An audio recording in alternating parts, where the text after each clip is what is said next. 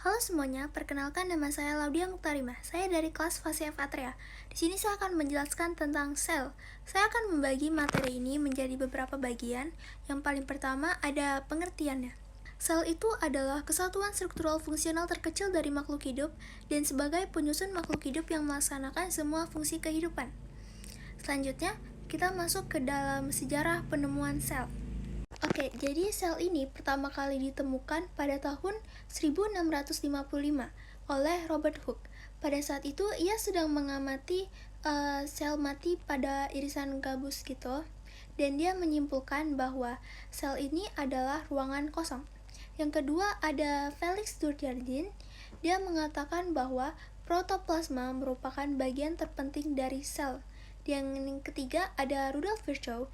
Dia mengatakan bahwa sel berasal dari sel-sel sebelumnya. Setelah mengetahui sejarah penemuan sel ini, kita akan masuk ke dalam komposisi sel.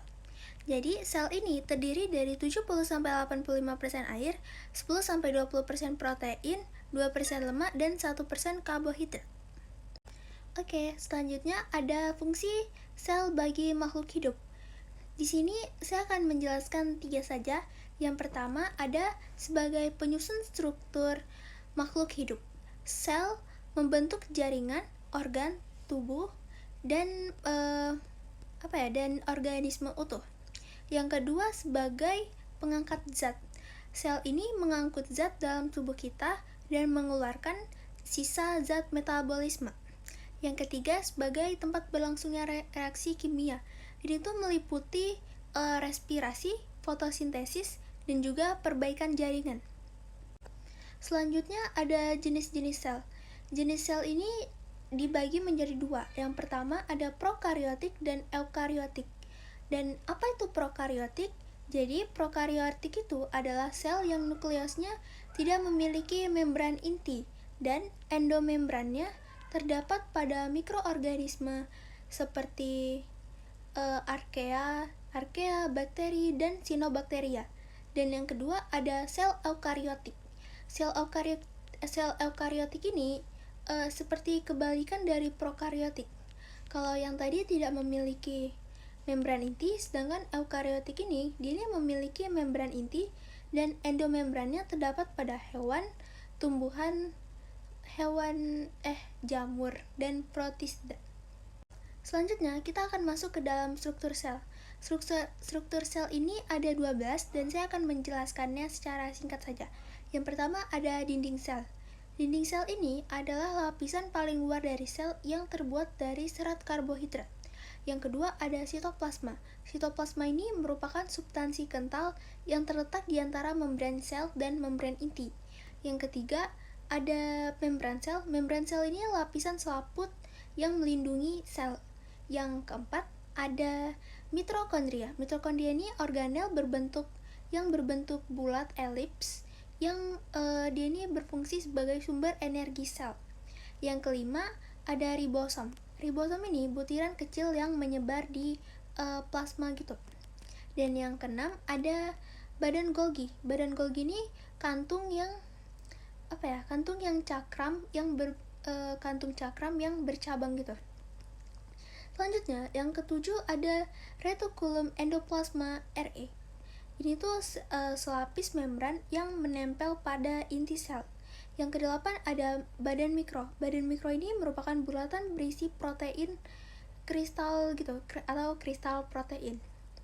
Yang kesembilan ada vakuola. Vakuola ini merupakan rongga yang berisi cairan yang dibungkus membran. Yang 10, di ini ada nukleus, organel yang menjadi pusat kontrol sel. Yang ke-11 ada plastida. Plastida ini berisi pigmen. Dan yang terakhir, lisosom berfungsi mencerna zat pada hewan gitu. Selanjutnya, ada ciri-ciri sel hewan dan tumbuhan. Sebenarnya ciri-ciri sel hewan dan tumbuhan ini hampir sama. Jadi saya akan mulai dari hewan dulu. Hewan ini, selnya ini berukuran lebih kecil daripada sel tumbuhan. Sel hewan juga ukurannya tidak tetap atau berubah-berubah. Sel hewan juga dia ini lebih elastis dibandingkan sel tumbuhan.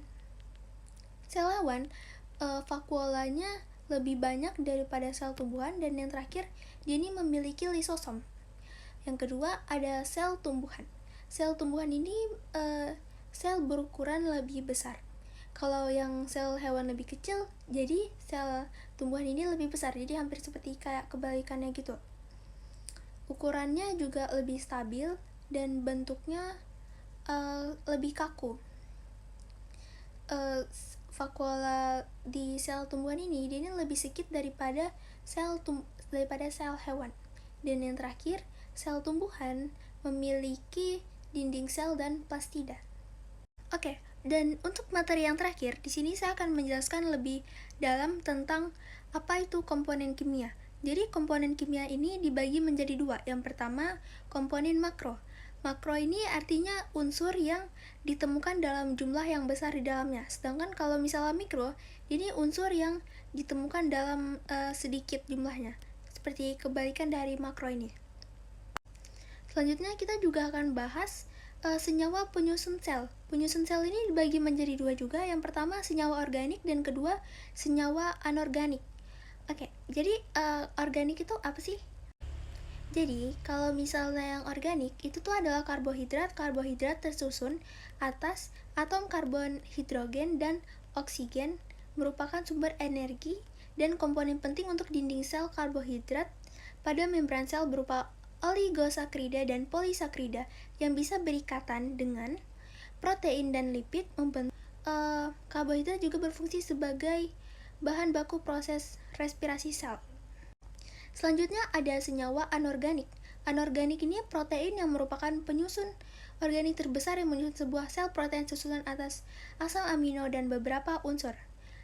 Nah, protein yang menyusun sel dapat dibedakan menjadi dua jenis. Yang pertama ada protein struktural.